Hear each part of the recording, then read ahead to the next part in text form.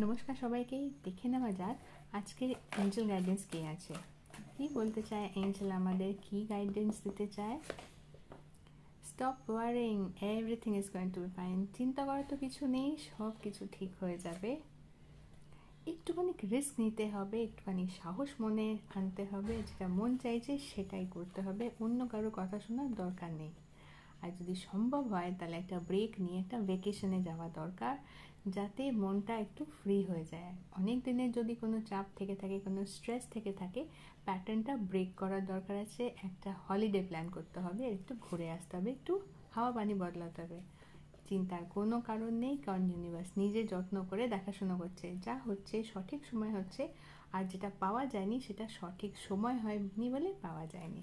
ঠিক আছে, যদি আমার ভিডিওস ভালো লাগে তাহলে লাইক শেয়ার আর সাবস্ক্রাইব করে দেবে আমার চ্যানেল হিল ডেস্টিনি বাংলা। বাংলাটা বাংলায় লেখা নেই, ব্র্যাকেটে BA1 করে লেখা আছে, হিল ডেস্টিনি ব্র্যাকেটে BA1। সকলে ভালো থাকবে আর সকলকে ভালো রাখবে।